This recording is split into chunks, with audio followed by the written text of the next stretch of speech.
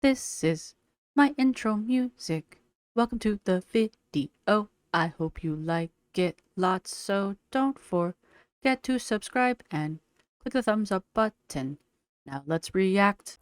Hey, hi, hello there, and welcome to another episode of An Anthropologist Watches Glitter and Lasers. And for real, we're going to do some dark anthropology. And the reason we are here today, dearly beloved, is because we are going to go over Anna's lipedema journey from start to finish. And what I want to do is look at it through the dark anthropology lens. Now, caveat. I haven't made this video yet, but I'm going to make a video where I'm going to sit down and redefine and expand dark anthropology principles because I haven't done that in a minute. And I was watching Rachel's video about is Amberlynn a good person? And she brings up Aristotle and a writing crop. And I'm like, yes, it's time. It is time. I'm not going to bring up Aristotle and a writing crop because it doesn't really have much to do with what I talk about, unfortunately. But I was like, yeah, it's time to update these things.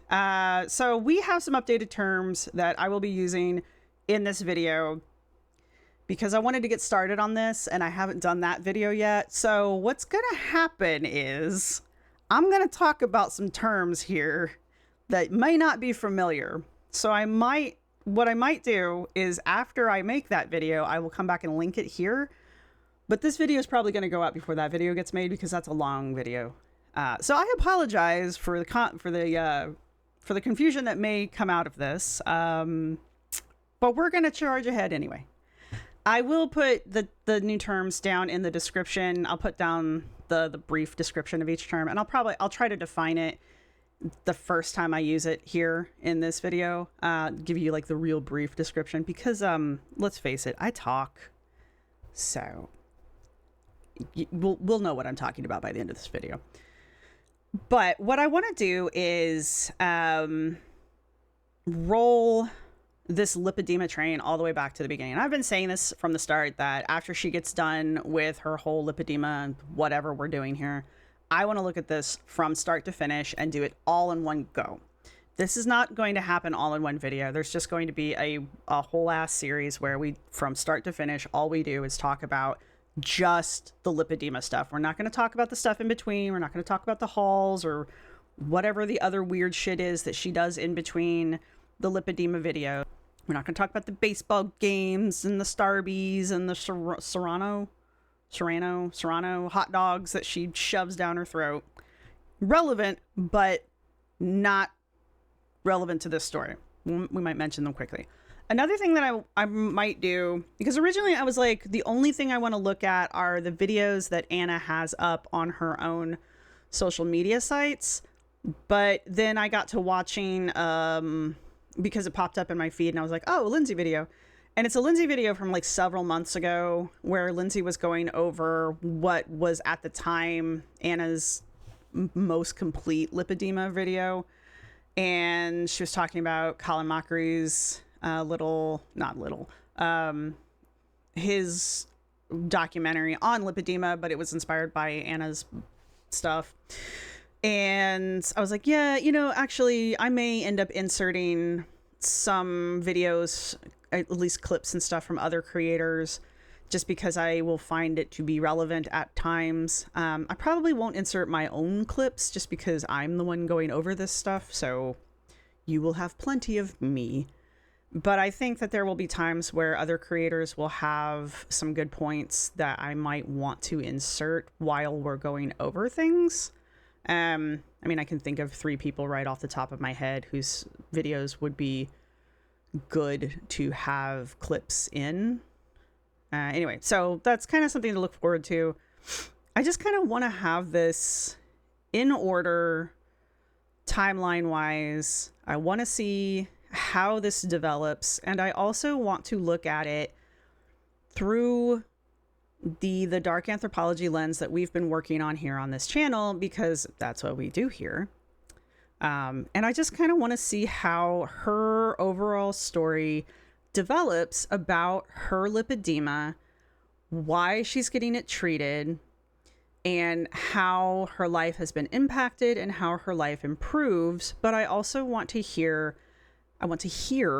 how she addresses and treats her audience as her story progresses, right? How does Anna at the beginning of the story, how is she treating and talking to her audience? How does that Anna act versus the Anna from the final video that we got about, I don't know, a month ago now, 2 months ago now, where she's sitting on her couch and telling us how we're all a bunch of horrible people, but she's going to keep making videos for us, you guys, because we don't deserve her, but she loves us. So thank you for sacrificing for us, Anna.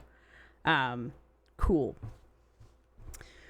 But we are going to include things like the shorts, like the short she made a week ago now, demonstrating how incredibly flexible she is now that she's had the fat sucked off of her armpit, because somehow her armpit involves her elbow, and how she can do this now because she's had the lipedema sucked off of her armpits. I don't. This is a carpal tunnel thing. I don't see what that has to do with anything, but you know, whatevs.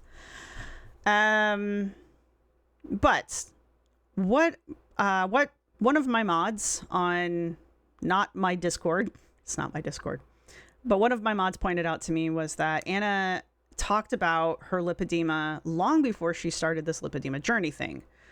And I was like, oh yeah, I forgot about that.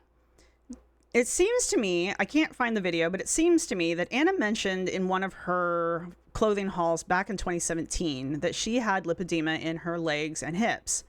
And I recall hearing that with my own 2 ears and seeing it with my own 2 eyes, but I can't find the video, and it's not enough of a mention for me to dig for it to be relevant to this series. I just know that it happened. I'm willing to go out on a limb. I'm willing to go 90% out on a limb and say she's known since 2017 that she has had lipedema. Now, in 2020, this video is from July 28th, 2020, and today is June 10th, 2025. Yes. Where was I going with this? This is the first time I think that she sat down and talked to us the audience, and told us the audience about lipedema, about her lipedema. And I've taken this and I have gone over it. We have timestamps, we have notes. We are going to sit here and we are going to overanalyze this video. We are going to talk about this video. We are going to overthink this video. If that is not your style of content, here's your warning. Because I know some of you, very few of you, like 3 of you, are like, why do you think about this so much? Because that's what we do here. That's what we do. It's how this works. So if that's not what you're looking for, here's your warning. But if that is what you're looking for, strap in. You're here for the long haul. It's gonna be a long video. This video is 17 minutes. Bets on how long this video is gonna be. Anyway, like I said, I do have notes. So if you see my eyes dipping down here, if you see me toggling back and forth, actually I have 2 sheets of notes. I know that makes it sound super fancy, but it's really not. And because I have 2 sheets of notes, I can't remember which one's what. There we go. All right. One of them has timestamps. We will be stopping periodically to talk about things. And all right. So like I said, I will be saying things that I haven't defined yet, but I will try to define them as we go through this video. There will eventually be a video coming up that will go over these things a little bit more. I know I'm bad at this. What do you want? I'm debating if I want to speed her up.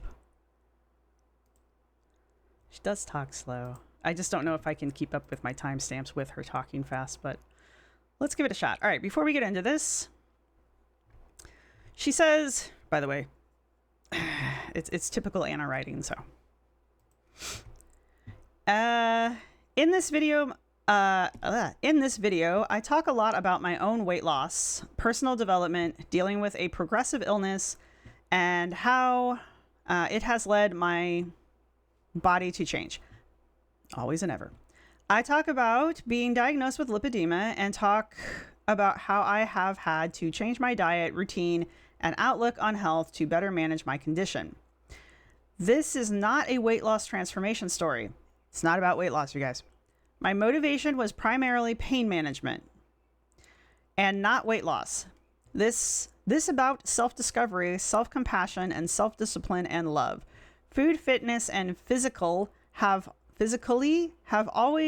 long been, god damn it, hard topics for plus size people to discuss or share about. I am hoping sharing my own story will help destigmatize the value of going on a personal journey, health journey, to better understand your health needs.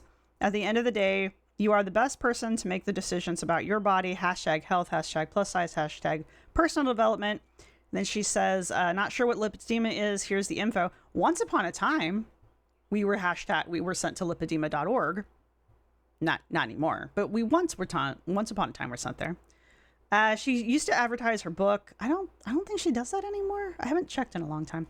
And she also used to have an FTC affiliate notification down here. So once upon a time.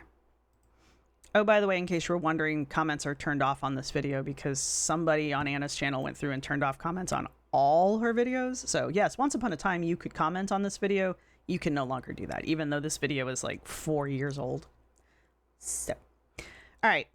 I think that's enough. Oh, thank you to everybody who's supporting the channel. Thank you to my subscribers. Thank you to my members. You guys rock. Thank you to everybody who's going to hit the thumbs up button. All right. Let's back this up the 9 seconds that I got into it. There's her face. All right. I think that's everything I need to tell you guys before we get started. So let's just go. Hey everybody. Today's video is really scary for me. I am scared to talk about what we're going to talk about because the fact of the matter is a lot of you have noticed that I've lost weight. A lot of you have noticed my body has changed. My habits have changed. And you should notice because they have. The reality is weight is such a loaded question in the plus size community, and very rarely is it discussed without some type of judgment. Same with fitness and same with diet. Those words, weight, diet, and fitness, are probably the heaviest words a plus size person will face in their entire life. Heavy words for plus sized people. All right, starting off. So right off the bat, again, we are going to overthink this. Okay. Starting off, we've got her. She's trying to establish, I love these new terms, parasitic intimacy here, right? She says, today the video is very scary for me. She's trying to immediately share a personal fear. She's trying to build an emotional closeness with her audience, right? She says she's creating, well, what she's doing is she's acknowledging that her audience is noticing things about her by saying, I need to keep track of my time here. A lot of you have noticed that I've lost weight, and you should notice because I have. This is creating a self-mythologizing feedback loop, which is where the audience is reinforcing a parasitic relationship or a parasocial relationship with the creator, right? Oh, the audience is noticing a thing about me. I am internalizing that thing that the audience has noticed, and now I'm giving feedback to the audience about that thing that they have noticed. It's a self-feeding loop, right? And then she says, a lot of you have noticed my body has changed, and you should notice. She's positioning this as an unavoidable fact and an intentional, and she's intentionally blurring the lines because this is her. She's trying to make it sound like, oh, yes, this was my intent all along. So she's trying to blur the line between intent versus reception. So her intent here versus the audience reception of it. She's gaslighting. She's trying to gaslight is what's happening. And then she also, her cute little weight and diet and fitness are the heaviest words a plus size person will face. This is the principle of culture, of malevolent cultural norms, where she's trying to acknowledge, she's trying to frame things in like a diet culture frame. And she's trying to use it as a pivot point to like, she's trying to like use these words as negative terms so that when later she pivots on it, she can be like, but I'm taking them back or something like that. So here we go. It's also a form of moral masking, aka strategic performing, performativity. Yep, those are words. Because diet culture has taught us that our worth is in our weight, and our inability to maintain a certain weight is completely and 100% controlled by our diet and our fitness level. And while diet and fitness level do affect someone's weight, they are not the end-all be-all predictor of someone's weight. See, and that's what I was talking about. So she's trying to take those words and she's trying to put a spin on them in a way so that she can villainize diet culture, because that's very important. In 2020, she's still very much, she may deny it, but she's still very much part of BOPO, fat acceptance, and that whole culture, it's a culture group, that whole group over there. So it's very important to her that she still try to like keep them on her good side. This is a video that Fat Girl Flo loses her shit over later, and Anna kind of gets booted out of body positivity, because there's the video, not too many videos after this, is the truth about body positivity video that Anna makes, where she basically like denounces body positivity, sort of, because that was basically her rebuttal to Fat Girl Flo, which in all fairness, Fat Girl Flo's video to this was bullshit. So there's that. Where are we at? 57. Yeah, she frames herself as being brave by openly talking about a taboo conversation and trying to signal moral courage. This is moral masking and her strategic performing here of her moral masking. And then her transactional altruism. Remember, this can also be, it's not necessarily a physical gift. Remember, oh, no, you don't remember because I haven't defined it yet. All right, let me pull that one up, because that one is interesting. So transactional altruism, aka gift as control, is using generosity or self-improvement as emotional currency. So when she's doing this diet culture around the 57 mark, she's a diet culture has taught us our worth is our weight. She presents herself as rejecting the harmful diet culture, and offering a moral alignment. Remember, we're going back to the moral masking here. You know, diet culture's loaded. Diet culture. She's offering that as a kind of emotional gift, self-improvement towards the viewers. So this is her transactional altruism. So remember, that goes back. It can also be a physical gift, but it's also that whole like self-improvement thing. All right. So yeah, and then I'll let her talk here for another minute. And so for many people in the plus community, they just don't talk about it. Or when they do talk about it, it's in response to this diet culture, stigma and conversation. Today, I'm going to talk about it, and I am really scared about it. But I hope this starts a precedent of talking about these things in a healthy and productive way, in a way where people don't feel alienated and don't feel hurt. So she says, I hope this starts a precedent of talking about these things in a healthy and productive way. She defines what counts as healthy, right? She's defining healthy, and she is and she's trying to pathologize dissent. This is the narrative control, right? She's defining the word, she's defining what counts as healthy conversation, and she's pathologizing what is dissent. She's controlling the narrative that way, right? Has she gotten there? No, she's not gotten there yet. So that is what we're talking about today. Right. We are talking about my weight, we are talking about my diet, and we are talking about my fitness. Whew! Okay, who's ready to be murdered by comments on the internet? This girl. Actually, I'm not ready. She says, "Oh, I'm really scared about it. I hope this starts precedent."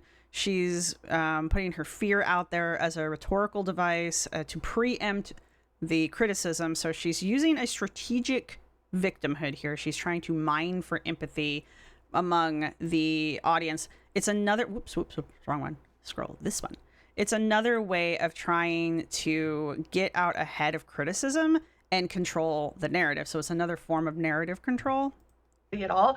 It's good that I'm hiking because hopefully I will just be able to like ignore what will probably be some very strong feedback. But you know what? I think the number one thing that I realized being out in nature is that you have to pick your battles. And this is a battle that's important to me and it's something I need to talk about. So and here she's doing, hopefully I'll just be able to ignore what probably will be some very strong feedback. I'm picking this battle in this time, right? She's inviting the viewer. Well, she's not inviting. She's defining the viewer, obviously. She's defining the viewer as either being the supporter. You're either supporting her. And she does this particular thing. She does this a lot, and she did it in her video, her final lipedema video, right? I put that in quotes because I'm not entirely positive that's going to be the last lipedema video, but it's the last one for right now. Where you were either supporting her or you're the problem. There's no in between. And she's doing that here right now. You are either supporting her right now or you are part of the problem, right? Her, where is it? Hopefully I will be able to ignore what will probably be some very strong feedback, right? So you're either going to put in, oh my God, girl, you're the best ever, or whatever else is left is bullshit, right? You hate. Now, keep in mind, this is Anna. Anna has openly stated that any kind of criticism is bullying. Period. In a discussion. She's written it in a book in black and white once upon a time. I mean, it's digital now, but that's the point. So this is her form. This is her controlling the narrative in order to deflect criticism, right? I'm taking this battle up for better or for worse. So let's start at the beginning. I was diagnosed. And then the picking the battle up for better or for worse, that's the victimhood. That's weaponizing victimhood. Where was it? Where'd it go? Strategic victimhood and empathy mining there. So let's start at the beginning. Yes. I was diagnosed with a condition called lipedema. And I don't even remember exactly when I first found out. I remember how I found out. A doctor who specializes in treating lipedema reached out to me and said, I'm pretty sure you have this. And then from there, a nurse reached out to me, someone who worked in the charitable arm of an organization that researches lipedema reached out to me. Basically, I had a lot of professionals in the area of studying lipedema reach out to me and tell me that I have this condition. And when This is interesting to hear right now because Anna has recently gone through a phase starting with her most recent having a breakdown video, which is like over a year ago at this point. And then she started her own podcast, the Medical Detectives podcast. And then she went on a podcast, the Lipedema Mamas podcast. And I feel like there's a third time she's been interviewed. But either way, each time she has retold this story, she has changed how she got initially diagnosed or how she initially decided to go try and get diagnosed with lipedema. She has changed that story every time. And so this time, this is the first telling of this lipedema story of how she got started getting diagnosed with lipedema. And it starts off with first a doctor contacted her, then a nurse contacted her, then a charitable organization that deals with lipedema has contacted her. And the last retelling that I recall her doing was rando lady on the internet sent her a message in her DM saying, oh, by the way, you look like you have lipedema. And I think rando lady on the internet might have also been a nurse. So the nurse part is still standing.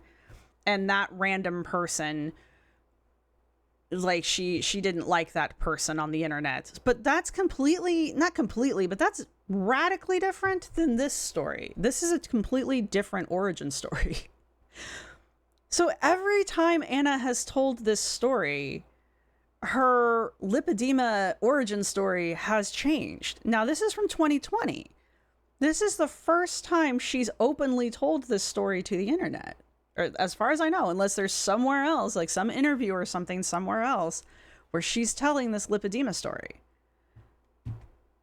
the other thing I need to do is sit down and clip every single one of these origin stories and play them one immediately right after the other, so you can hear how different they are. I used to do a ton of like pseudo-archaeology debunking and pseudoscience debunking, and like one of the telltale signs, like the biggest red flag that you have when you've got a pseudoscience story, is the fact that there are multiple origin stories for the same thing, right? If Anna wasn't a real person, if Anna was a story, she has multiple origin stories, that would be a red flag, right? Anyway. What are we on? 239. Right. But in this moment,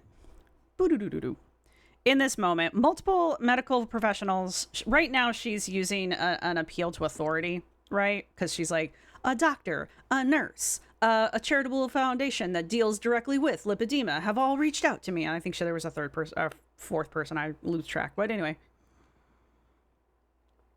But all of this like professional, unsolicited involvement, they just reached out to me. This is her trying to establish value and power dynamic. All of these very important people just reached out to me to tell me that there was something wrong with me, you know. So this is just her trying to establish her value here by playing into an appeal to authority. Obviously this changes later on, but in this moment right now, that's what's occurring here with this part of this story. She's trying to imply that this is more than just her like willy-nilly going to the doctor and just happened to get diagnosed with lipedema. And the other reason why this is happening is because, again, Anna's very much in 2020, she's still involved with BOPO and fat acceptance. So she's not really talking to like moi, who does not give a shit. She's talking to the other girlies in BOPO and fat acceptance, and she's trying to establish I had to do this for my health argument, not I'm losing weight because I want to be pretty, right? She has to establish a health-based argument in order to justify losing weight, because again, BOPO fat acceptance, they do not accept weight loss for any reason, including health. So this is going to end up backfiring for her anyway, because BOPO and fat acceptance are Looney Tunes. But that's what she's trying to do here. She's trying to lay the foundations for I had to lose weight because of my health. Now, yes, she needs to lose weight because of her health. There is no argument here, right? But she can't just say, oh, my obesity is why I need to lose weight, because obesity is not a recognized health reason within BOPO and fat acceptance for why you need to lose weight. So she has to come up with a different medical grade reason. Obesity is a medical condition. Period. End of discussion. Sorry if you need to hear that, but it's not a good enough reason for BOPO and fat acceptance. Lipedema is completely different, apparently, even though we can argue about that. So she's using that diagnosis as the groundwork for why she's going to start losing weight, right? Okay. If any of that makes sense. I hope all that made sense. This is fascinating, my friends. I'm going to need a flowchart. Ah, crap on a stick. I'm going to need a flowchart. I first found out, I was like annoyed and mad that these people had reached out to me. This is true. I was like, why are you telling me this? How can you possibly know? That holds true. That is something that she said multiple times. Why did they even reach out to me? That is true. She has kept that. I can't say that is true. That is a talking point that she has held through most of her origin stories. That I have this condition. And I ignored it. And I was just like, screw you. I'm going to do whatever I want. And then eventually, after like the 300th person contacted me about it, I still every day get a message from someone with lipedema encouraging me to research the illness and find out more about it, because I probably have it. And here you go. I do. I have lipedema. Even when I accepted it, I still didn't make any changes in my life. I was just like, whatever, I'm going to progressively gain weight forever. I might as well like have fun while that's happening. So I did exactly opposite of what someone should do when they are diagnosed with a condition, especially a progressive disorder. I just basically said 2 sheets to the wind. I'm going to live my best life, eat whatever I want, and do whatever I want because I have this condition, so why shouldn't I? That was a very immature response to this diagnosis. That's an interesting admission for her to make. And this is another one of those times where, and I talk about this a little bit in one of my Amberlynn videos that I just did, one of my Am Baby reactions, as to why people don't trust Amber why people don't trust Amber and Anna. And it's because they admit to lying. And this is one of those times where Anna has admitted to lying inadvertently. And it's like, all right, well, if you've been lying all this time, like her whole, like, I just decided to live 3 sheets to the wind. Well, I mean, I haven't really watched nonstop her videos up to 2020. But Anna's well known for doing the whole, like, I eat healthy. I'm active. I do all of the things that healthy girlies do. I'm just a big girl. And I'm willing to bet that she was probably doing that leading into 2020 as well. I'm just willing to bet. But for her to admit here right now that, you know, even after she found out she had lipedema, she was still like, F it, I'm just gonna do whatever. So which is it? Were you living the life of a healthy girly, an active healthy girly, or were you just eating whatever you saw in front of you, not doing the things you're supposed to do to be a healthy active girly? You know, which part of this is the lie? Because one way or the other, you are lying. And this is why people don't trust you and why people don't believe you, because you're currently admitting somewhere here you're lying. That's what's occurring right now. And that's why people question them, okay? Because they do admit to lying. Amber's a lot worse at it than Amber, Amber is worse at it than Anna, because Amber we can catch doing it in real time. You know, it's just, and then they're like, why don't people trust me? Really? Anyway. And in the beginning, it really didn't affect my life that much. To be entirely candid, originally it was like, oh, my butt and thighs are bigger than the rest of my body. Big whoop. But then things started to change. Things started to change. About a year ago, I started to see like things change a lot, right? The bruises became more frequent. I got varicose veins that were not only ugly, but just felt weird. Like I'm constantly afraid I'm going to break one, which is a weird thing. Like I'm going to pop it and blood's going to splurt everywhere. I know that's not a rational fear, but it's something I legitimately think about.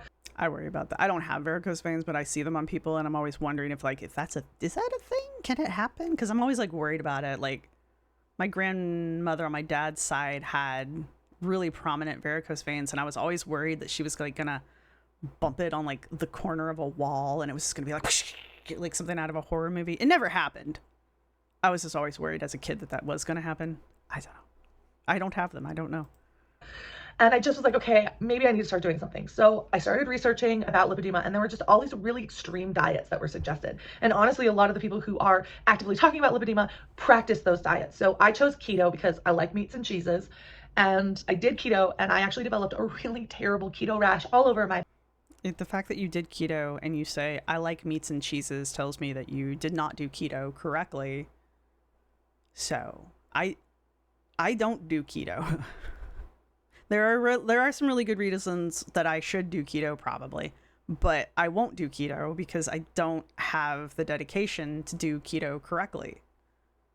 Keto is not just meats and cheeses, and that's the problem. Like when that's the problem when like all of the girl world girlies, when they do keto, they all just go, ooh, cheese, ooh, meat, and they just start eating like salami and like cold cuts and cheese all the time. They start making their chaffles, if you know, you know. And it's just like, that's not keto. You're just eating salami and cheese. That's not keto. But like they all fuck it up, and then they don't get any better. They just get fat. They just keep getting fatter. And like the fact that she says, oh, I chose to do keto and because I like meat and I like cheese. Gonna guess you didn't do keto correctly then, just going out on a limb. Because yes, there's a correct way to do keto. Again, I know I don't want to do keto. Okay. That's why I don't do it. There are people that do it. People love it. B Caruso's doing keto right now and she's killing it. You know, it works. I'm not going to sit here and be like, keto doesn't work. It does. I just don't have the dedication for it. But her right here, she's talking about the keto rash. And she's going to talk about, hang on, I don't think she's gotten there yet. Let's get there. My body, I was itching and twitching for days, and it was literally the worst. One of the worst experiences of my life was the couple months I did keto. And I remember crying to my friend on the phone, like literally calling her up and bawling my eyes out and basically being like, I can't do this. I can't keep this crazy diet. I couldn't do it, before, and I can't do it now. And it was weird because I was doing a crazy diet for the right reasons, but it was still a crazy restrictive diet. And it still had all the terrible physical and mental consequences, even though the intention of doing it might have been pure. All right, so she's talking about the keto rash and bawling her eyes out, and you can hear in the video at this moment she's invoking, even though she's sitting here smiling, she's trying to invoke an emotional response from you, but getting all choked up, and she's always done that shit. I think Anna's default for getting out of trouble as a kid, and probably leading into like her early adulthood, was to cry. But yeah. Anyway, so I developed the keto rash and I'm bawling my eyes out. She's trying to structure her failures. She's framing them as being tragic because she's trying to invoke sympathy rather than reflecting on the poor judgment. Because again, I personally say she did keto wrong. I like meats and cheeses. That's not keto. You did the keto wrong. That's why the keto didn't work. But instead of reflecting on it and going, maybe I did the keto wrong and that's why the keto didn't work, she's like, oh my God, keto didn't work. That's strategic victimhood. She's trying to mine for the empathy here. And then the emotional breakdown that she's trying to share with her friend, where I called her on the phone and I started bawling my eyes out because those were the worst months of my life. This is her trying to turn her pain into content. So she's, again, sorry, my nose. I have cat hair everywhere. Anyway, she's trying, remember I was talking about how she's starting to have that breakdown. She's trying to put that emotion into the video that we're watching currently. She's trying to monetize that pain, that emotional response, those white woman tears. And that's the principle of power dynamics. She's trying to use that as a way of getting out of me saying, you did keto wrong. Well, no, I didn't. Yeah, you still did keto wrong. I don't care if you're crying. I've mentioned more than once, the worst thing you can do to get my sympathy is to cry. And then she questions her motives, like, were my motives doing this even pure? I don't even know. So she questions her own motivations about the dieting. And so she's trying to create an ethical dilemma around the diet. Was I even dieting for the right reason? So she's trying to create ambiguity around it, and she's trying to shield herself from the moral judgment. And the moral judgment she's worried about is from BOPO and from fat acceptance, not from me. She's not worried. She's really not worried about me. She's worried about BOPO and fat acceptance at this point, because keto in BOPO and fat acceptance, oh my God, I'm just sitting here saying you did it wrong. They think that is the devil. Like, if the devil and the Antichrist were existing upon the earth, they would be keto, right? Jordan Underwood was told by their doctor that they needed to do keto as part of their treatment for their lipedema. The breakdown that Jordan has about this fucking having to do this keto diet. Oh my God, if I can find the clip, I'm totally putting it in here. She also suggested that I go keto. I don't want to do keto. It's so gross. This fucking sucks. I don't cry over keto. Oh my God, classic. Okay, that was kind of dramatic. We've made it to the other side. It's just a lot because I spent so much time healing my relationship with food after dieting so incessantly when I was growing up and being forced to be on these diets that really messed up my relationship with food, and to now be told that because I have a genetic connective tissue disorder, I have to go keto, like, which is arguably like the strictest diet that exists. It just sucks. It sucks. And I feel like I worry that I'm going to undo all this progress that I've made as far as my relationship with food. And then I'm going to go back to unhealthy habits of just not eating. And, you know, that's really scary, and it sucks, and it's emotional, and it's hard to not feel like I'm being blamed for my body when the answer is a diet program that is used by people who just want to lose weight, you know? Because that's ultimately not my goal. And so I also feel like trapped that I'm now being like lumped in with a group of people who have beliefs that are so antithetical to mine. It's just hard. It's just hard. But anyway, this meltdown that Jordan has is just, it's astounding. It's just like, what the fuck, man? Anyway, so that meltdown from Jordan just pretty much summarizes how BOPO and fat acceptance view the concept of doing keto. Keep in mind, Jordan went on to do the keto diet successfully, by the way. After that breakdown, Anna didn't. Anyway, let's keep going. We're never getting through this, by the way. This is gonna be a really long video. Is it pure? I don't know. And I began to get really anxious because I felt like those were the only solutions being presented to me. Like with lipedema, there is no cure. There's no pill you take. You have to either adapt your lifestyle to stop the progression or limit the progression, or you continue to progress and eventually lose mobility. I felt very defeated. And for like 6 months, I probably felt super defeated because I felt like I had lost control of my own body and I was not capable of doing the things I needed to do to get it. The crying here, this is the strategic victimhood and the empathy mining. I know she's not necessarily saying anything in this moment, but even the visualizations and the acts during the video, these can also be looked at anthropologically, right? And she is currently, oh, that's a dirty pause. And she's currently trying to invoke emotional responses here from the viewing audience. She's trying to invoke empathy here. This is, again, strategic victimhood, empathy mining. I don't feel like those need to be defined because I feel like the word itself, the name of the term itself is pretty evident. Anyway, we're at 6. I'm trying to keep up with my own little things here. In control of it. And I didn't understand why it behaved the way it did. And during Corona, it got really bad. Corona. And I remember I have this big chair I sit in. I love to sit and edit in that chair. And I remember sitting in it, and it got so hard to get up. And it was more the pain in my legs than anything. And I just remember feeling so defeated. I like to think of myself as Superwoman, and I'm not. This is 2020, Anna. I need to keep reiterating that. This is from 2020. Okay? 2020, Anna. We're going to jump ahead to 2024 here in a minute. In the next, well, not in this video, but in the next video. All right? Keep this in mind. And now I have this thing in my life that I can't control that just makes everything so much harder. I had some things going on in my life that weren't great, so I cleaned those up, and I said I got to be in a mental place to make changes that can work for me, long term. I'm going to say something controversial here. I think Anna broke up with somebody around this point.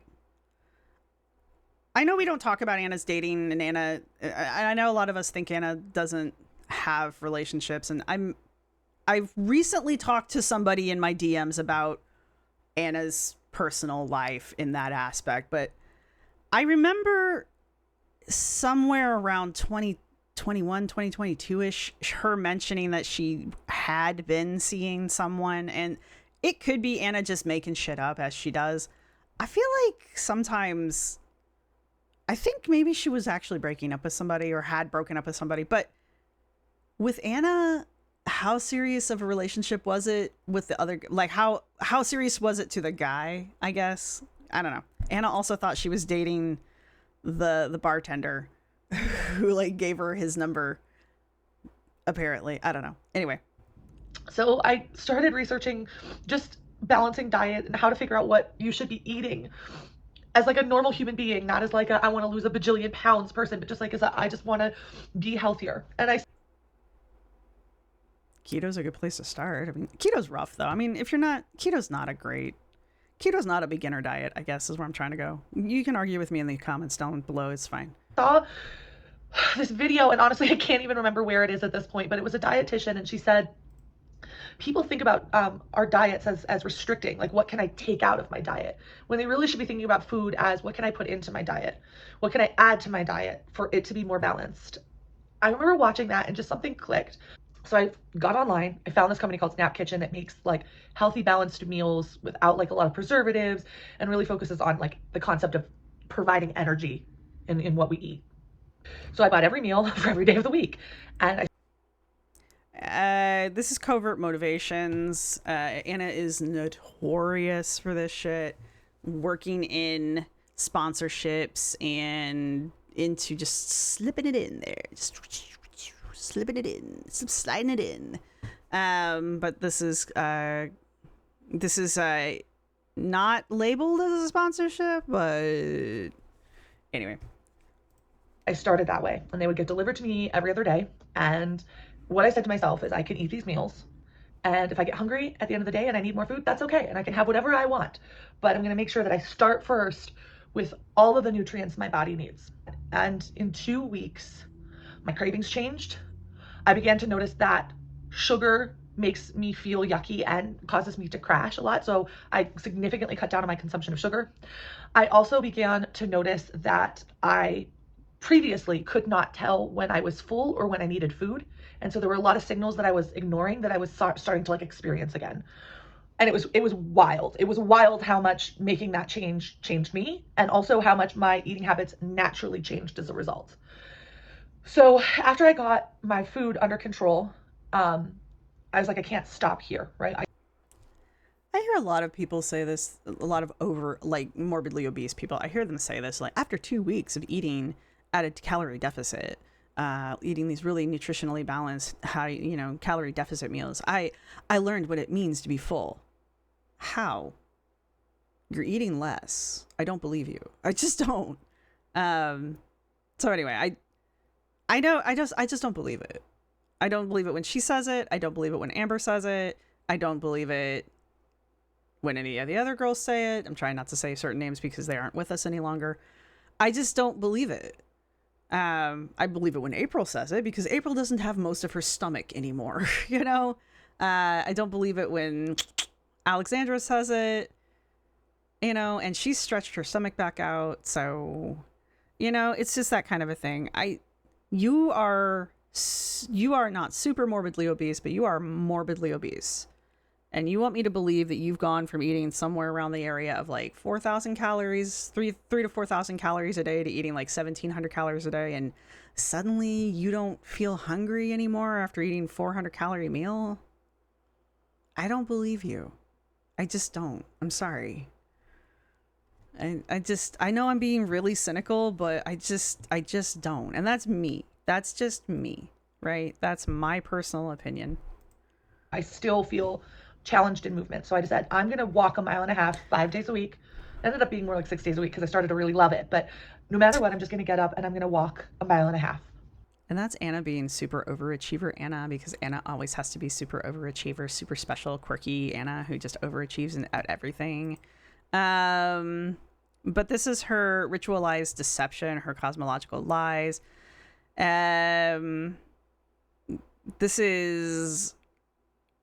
It's truth adjacent by being misleading about the possibility of it. Sure, she has the time and the ability. Yeah, exactly, that face. Sure, she has the time and the ability to walk 1.5 miles every day, no matter how long it takes. But is she? There are people who don't even believe she walks her own dog. So not as bad as Amber. Here's the thing, I will give her this about Data, the dog. Data's not overweight. All right. Unlike Twinkie, Data does not appear to be overweight for his breed. I don't even think he looks overweight in general. Like I don't know what kind of dog Data is. He's fluffy. He looks like a poodle to me. He looks like one of those poodle breeds, but I think he's like a water dog, some variety. I don't know. I'm not that good with dog breeds, but anyway. I've never seen the dog in any fashion that I would like, oh, that dog looks overweight. So somebody's taking care of him, right?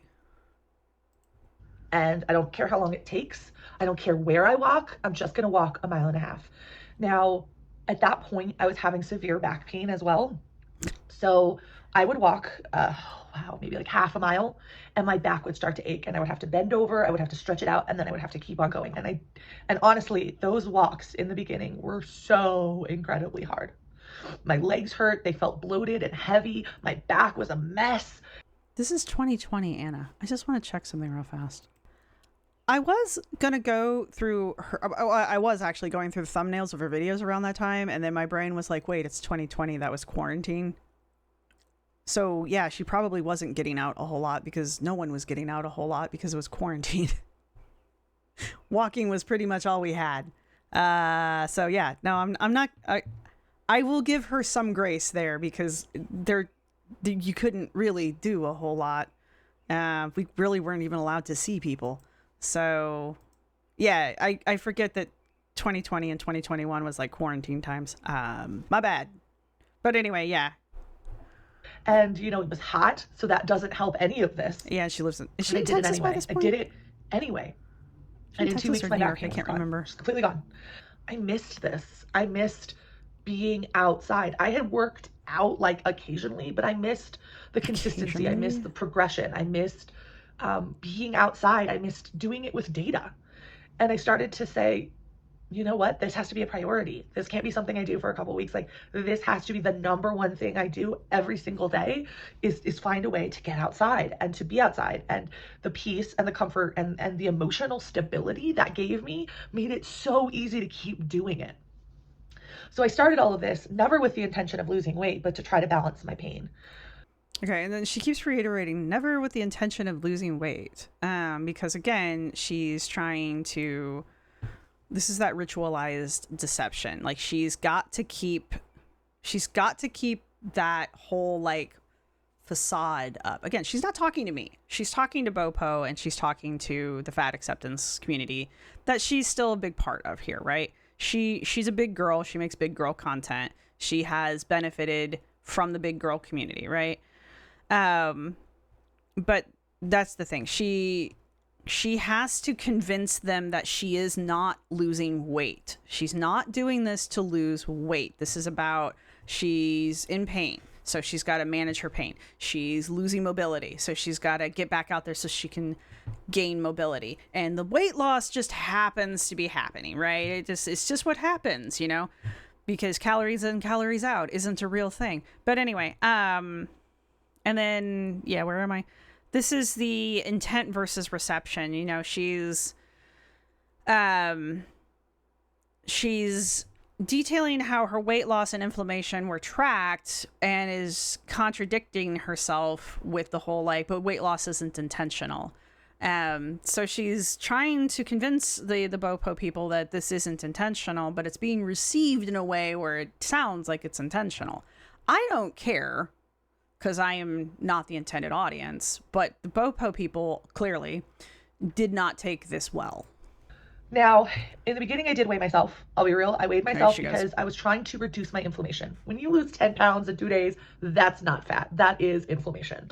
But then I stopped weighing myself regularly. I also found that I was starting to get a little connected to that in a way that made me uncomfortable. And I think took away from the reasons why I was making these changes. It's so easy with our culture to get caught up with the number on the scale. Is it going down? Is it going down? Is it going down? And I didn't want to think that way in this journey. I wanted to just think is my health and fitness going up? Is my pain going down? Am I, having less symptoms than I normally have? So I've kind of done away with weighing myself regularly. I have, made a lot of changes. I don't really drink anymore. I've had alcohol twice in the last 3 months now, 3.5 months. And I don't feel like I'm missing out at all. I also feel like it's made some of my friendships stronger by providing a natural thing that I can invite people to do with me. I've noticed that a lot of people don't want to go on a hike or a walk or even just go outside and do something by themselves. So it's given me a really easy way to reach out to people and say, hey, let's do this thing and enjoy nature together. And so I've seen my life just completely begin to change. And I've also seen myself start to see things differently that I was incapable of seeing before. I still believe that everybody deserves respect. I still believe that you can never judge what someone's going through based on their body or even necessarily the choices they've made. And you can't assume their diet or their physical activity from their body either. You just can't. You just can't. You can say that as many times as you want in a row, but yeah, you can. There can be an argument made here where she says, it's made some of my friendships stronger. It's given me a really easy way to reach out to people. She's talking about her hikes as acts of self-improvement, but also as like the transaction of giving friendship to people. We can make an argument of that being a transactional altruism if we really want to. I just threw that in there because we can make that argument if we really want to. I'm not trying to I'm just doing it because we can. I'm not trying to discourage people from going out on hikes with your friends. I mean, if your option is going out for a night of getting shit-faced with your friends or going for a nice hike with your friends, I would go with the hike any day. But I know there's some people who would rather go get shit-faced. To each their own. She wants to sit here and say you can't assume someone's diet or their physical activity from their body. Yeah, you really can.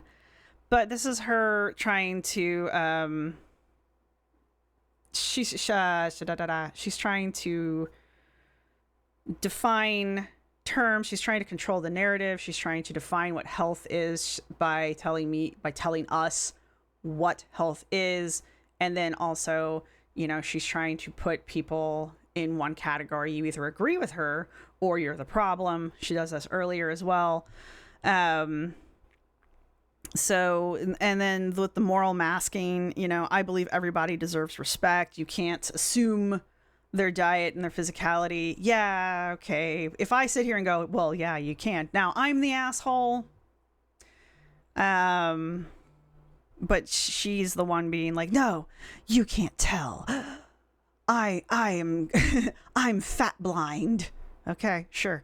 But yeah, so these are arguments of moral masking and narrative control that she's trying to use here in order to basically shield herself from criticism, but it's also a way of her to carry forward the narrative that fat acceptance and BOPO have, where it's just like, fat people can do anything skinny people can do. Okay, walk up a flight of stairs without breathing heavy.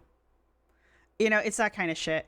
So this is her trying to basically virtue signal to BOPO and fat acceptance that like, hey, I'm still one of you, while losing weight. And regardless if she's losing weight because she just, for whatever reason, woke up that day and was like, you know what, I'm tired of being fat.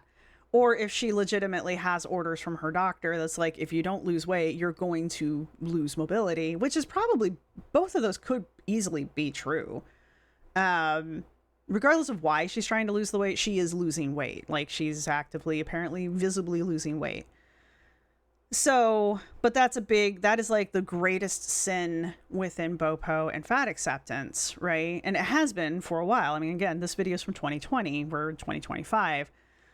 And she is, at this point, still part of BOPO and fat acceptance. And so she's trying to maintain her position within that community while trying to lose weight as well, which is, it's just not really possible, to do. So she's still trying to repeat the rhetoric of that community while basically committing the number one sin of that community. It didn't go over well. Let's just put it that way. Hindsight, where are we? We haven't gotten there yet. Okay. That said, I do feel like there are two polarized views on health right now. There is this view of constantly optimizing for performance in a way that's not maintainable by the average person. And there's the opposite, which is like, give up, do nothing, who cares? And I realized that at every point in my life, I had been playing to one of these poles. I had either been restrictive and controlling and losing the joy of my life solely to maintain a diet or a physical regime that met some type of ideal standard.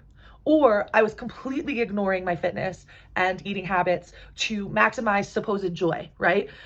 These two polar opposites are not solutions. Both are bad. In the middle lies what I think I want to represent and talk about more, which is like health is a lot of really complicated, messy choices. So she says solely to maintain a diet or physical regime that met some type of idealized standard. She's ritualizing deception here. She's trying to minimize her past participation in diet culture without a full disclosure.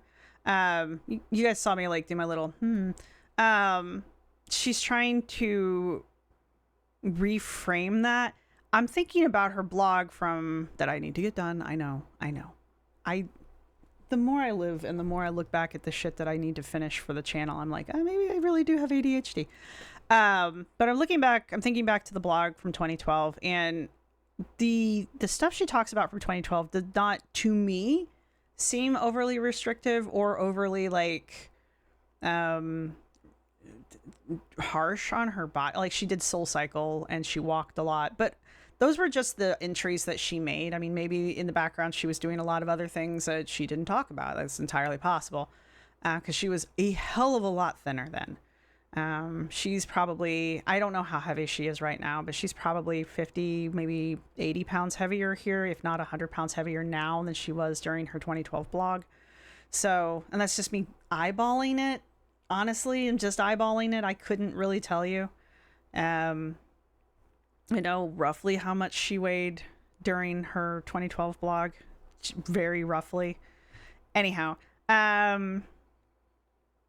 but she's obviously looking back on that at this moment in 2020 and viewing that as being, or at least trying to frame that as being unhealthy. But also keep in mind, in 2020, she has at that point, or at least she thinks she has at this point, scrubbed that blog from the internet. I don't know if she knows that it was archived by the Wayback Machine or not, but if you go to the Glitter and Lasers blog, those entries don't exist. And I'm pretty sure they didn't exist in 2020. So, because they don't exist today. You have to use the Wayback Machine to see them, which is not that huge of a deal, but if you don't know about the Wayback Machine or know how that shit works, you might think, if you were Anna, you might think that those entries have been removed from the internet and you feel safe reinventing your story because you don't think people have any way of double checking that, right? So there's that. That's the ritualized deception, or the cosmological lies. So where else are we? Right. No one can make those complicated decisions for you. You have to make them for yourself. And it doesn't start by following a new diet plan or giving up on dieting completely. It starts by listening and learning from your body. Over the past 3 months, I have learned so much about how I operate. Okay, and this is disruptive reasoning here before we go into this over the last few months. Wrapping up that whole thing, health is a lot of really complicated, messy choices, and it doesn't start by following a new diet plan or giving up on dieting directly. This is disruptive reasoning, and she's trying to make it seem more complicated than it needs to be in order to justify her choices and to take a critical eye away from decisions that she has made in the past, right? You guys, it's so complicated. You can't judge my decisions because you don't know what I was going through. You don't know how complicated it was for me, kind of a thing. But it's smoke and mirrors kind of a thing. She's like trying to explain to you that it's so complicated that you couldn't possibly understand. You know, you don't know what it's like to be me. But that's the disruptive reasoning. Like, she's trying to make it hard for you to understand the argument, basically. We're not there yet.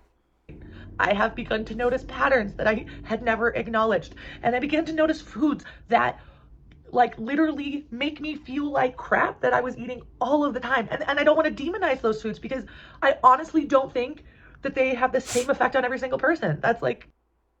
And this is a weird thing to hear her say because, again, looking back at her 2012 blog, Anna was fully aware that she was a food addict. She was fully aware that she had BINGO. I just always want to spell it that way. She had BING behavior. She's written about it in her 2012 blog. She talks about her love of tasty cakes and Little Debbie's and you know, junk food in general. Like, for her to sit here and be like, I don't want to demonize food because there's certain foods that I will eat that I know make me feel bad. I mean, yeah, we know you've talked about it before in the past. But then to then be like, I don't want to demonize certain foods. Dude, ho-hos and cupcakes and ding-dongs are not food. And it's okay. Like, if you want to eat garbage, just be like, I want to eat garbage. It's like when I talk about donuts. I love donuts. Let us not sit here and pretend like donuts are fucking health food, okay? They're not. There's nothing healthy about a donut. If I'm going to eat a donut, which I will, on the occasion, I just have to be like, I'm eating a donut today. You know? I'm not going to beat myself up over the fact that I ate a donut. But at the same time, I'm not going to sit here and pretend like it's healthy. Okay? That would be an ignorant statement. But what I have noticed and what I have become in tune with is my body and what my body needs. And I am scared to talk about this because it is such a loaded conversation. I am scared to talk about it because I am doing really great right now. I'm terrified I'm going to fail. I'm terrified that I will, in a couple more months, be seated down with the same pain I had before. And making it public means that you're going to see that failure. And that's really hard for me as someone who likes to be a little bit of like a superwoman. I have that superwoman. We'll come back to that. But the whole, I'm terrified, I'm scared, I don't want to be, I'm terrified to share this with you guys. This is, again, the empathy mining, you know, I'm terrified you're going to judge me kind of a thing. She's strategically placing herself as a victim in order to displace blame and to project herself as being vulnerable, trying to make herself be relatable. I mean, we can all relate to being scared and to like not oversharing on the internet and that kind of thing, and, you know, getting backlash for something. Which she's probably at this point, again, 5 years ago at this point, she's probably terrified about the backlash she is going eventually to get from BOPO and fat acceptance. Thanks, Fat Girl Flow. And she does get that thing that she's afraid that she's going to get. But in the meantime, she's trying to get out ahead of it. She's trying to put herself forward as a victim. She's trying to mine for that empathy in order to protect herself from it up front, right? So that's what we're trying to do here. This one's she's not talking to us yet. She's still talking to BOPO and fat acceptance. She's not talking to us, the reaction channels, yet, because she hasn't hit our radar yet.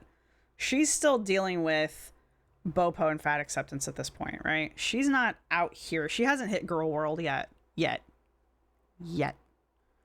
I'll have to find the target. I don't exactly remember what year the target video was. That personally, I think, is when she hit girl world. People always ask me this. I think target video is when she like fully got into girl world.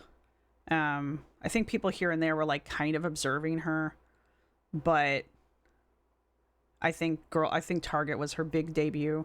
I think she was like trickling in, but Target was her big like Kool-Aid man moment. Complex where I can do anything, I can change the world, and this is something that's really hard for me and something that I have screwed up so many times. That's it. To answer the questions I get asked most frequently, have I lost weight? Yes. How much weight have I lost? I have absolutely no clue at this point. How much more weight will I lose? I don't know / don't care. Is it easy? No, it's not. Has it been painful to go through everything? Yes. Has it been worth it? Yes. Okay, we're coming around these questions that we're going through in this whole minute here. This is the feedback loops here where she's replying back to things that the audience has said to her, the parasocial relationship that the audience has with her. She is now responding back to it, so the audience can respond back to her. So it's creating that feedback loop. It's the answers in the FAQ are shaping and reshaping her public mythology, her public image with her audience. This, how much more weight will I lose? I don't care. Or how much have I lost? How much more will I lose? I don't know. I don't care. Even though she's documenting the journey, she's trying to convince people that she doesn't care about the journey. This is that intent versus reception thing again. Like, she cares about something because she's tracking something, but she wants Bopo and FA to think that she doesn't care about the weight loss, right? It's not about the weight, you guys. And she still says that today, which is why I keep making fun of it. It's not about weight loss, you guys, but yet everything we see from her is about, oh, look how much weight I've lost and I can fit into these smaller and smaller clothes, you guys. Can you now? And I don't think we've gotten there yet. Yeah. But the way this video came off, what she was intending here was to deflect a lot of criticism about her visible weight loss, because apparently she has visibly lost weight leading into this video. So she was trying to deflect the criticism from that weight loss, and obviously that this did not work, because again, this is before the fat girl. This is what triggered the fat girl flow video, which we're not going to go over because again, it has nothing to do with the lipedema journey. But it didn't do what she wanted it to do. So that again is the intent versus reception here. She intended for this to be kind of like a damage control video, but like so many other times she tries to do a damage control video, it was not received in that manner. It's nice to know that even before she got into Girl World, she was really bad at doing damage control, but I look at what I'm doing this week, and honestly, I've like broken down like 5 times crying, but I'm doing it. Someone commented on a photo of mine. They said, sometimes I don't know if I say no to something because I don't like it or because I'm afraid I can't do it. And that just like hit me so hard, because I had been saying no to things because I was afraid I wouldn't be able to do it. And that stops now. So that is my health, fitness, life, whatever you want to call this journey. I understand this might feel like a betrayal for some of you, especially because these topics are so hard and uncomfortable to talk about. And this is the parasocial intimacy, or sorry, parasitic intimacy, the parasocial enmeshment that she's doing here, both with someone commented on a photo of mine and their words just hit me so hard. So she's talking about how she is reading comments, at least at this point in her life, she was reading comments. And then she's also acknowledging how her weight loss feels like a betrayal to certain people, but then also she's trying to shed that at the same time, which this has nothing to do with anyone but me, which she tends to do a lot. I'm not the creator for you. Don't unfollow me. Kind of a thing, where at the same time where she's trying to be like, you're my buddy, but if you're not with me, you're against me, so you're over there, right? Kind of a thing. So yeah. And it's also, again, going back to that, back to the narrative control. You're either with me or you're against me. People who are with me are giving me cool little quotes that I'm going to mention, and senpai has noticed you. If you're going to criticize me in any way, shape, or form, as I have stated in my book that I published, that's bullying, and you have to go over there now, kind of a thing. And then have we gotten there yet? No, we're going to get there. It's also annoying because I know there's going to be some troll out there who's like, we finally did it. We broke her. And I want you to know that this has nothing to do with anyone else's opinion of me. I literally do not care if someone finds me attractive. Literally do not care. Like, the level of cares is so low. So more than anything, know that I am happy. I am healthier, because I think attaining maximum health is an unrealistic standard we place on ourselves. And I am doing this 100% for me. And I feel better than I have felt in years. Just the facts. So with that, guys, I hope you have an amazing rest of your day. I'll check you later. And peace. I forgot she used to do that. The whole, I literally do not care if someone finds me attractive. The level of cares is so low. This is virtue signaling. It's very obvious if you watch any amount of Anna for any length of time. Anna cares desperately what people think about her. So Yes. But this is part of her moral masking. Like, I don't care if you find me attractive. I am so above that. Everyone cares to some level. No one wants you to call them ugly. I don't know, maybe somebody does. I go off on tangents inside my head. The whole I feel better than I've ever felt in years, just the facts. This is that feedback loop. She's trying to build that mythological self that she's feeding out to her audience. The audience will then will hopefully build off of that, leave comments that she can feed off of, create that little feedback loop going on there. So, and then there's that whole, like, I feel better than I have in years, just as facts. This is the covert motivations, though. Up until this point, Anna has been able to, Anna's made her career off of plus size fashion and plus size everything. That's her brand, plus size. Like, Anna's plus size. And if she's losing weight, and I'm not trying to, I'm not slamming her brand at this point, but this is the thing. This is the logic that was going through people's heads. And this is, I think, maybe what Fat Girl Flow was trying to get at in a very bad way. But if Anna's brand is plus size and Anna loses weight, like, what's your brand? What then is your brand? But the thing is like, Anna really doesn't lose that much weight. So she's still plus size. Even when Anna loses weight, she's still plus size. So it's not really that, she doesn't lose her brand really, but it does bring those motivations into question, right? So what is the motivation then? Like, are you a weight loss channel now? Like, what are we looking for here? And this might be the beginning of the launch of, like, fitness girly Anna again. But I don't recall. And also it's not relevant to the rest of the story, but if you want to dig into Anna from 2020 forward, let me know, because we are going to jump from here to the cruise. I think it was right after the Disney cruise, but that will be in the next video. So I hope you guys enjoyed this. I know I threw a bunch of new terms out at you guys that I haven't gone over yet. I do apologize, but I wanted to get started on this before it took me too long, because let's face it, I am a mess. And if you've been watching my channel for any amount of time, none of you are surprised. But anyway, so as per, if you have any questions, or if I went over something too fast, or if I didn't explain something well, go ahead and leave a question down below. I will be more than happy to try to go over it in the comments. There will be a video coming out going over these new 8 principles that I've got, and kind of aligning them with the principles that we have, and just kind of like streamlining things, because this shit we have to go over this stuff and streamline things occasionally here and there. Nothing is ever written in stone. I think I say that in every video that I do when I go over these things. It's never written in stone.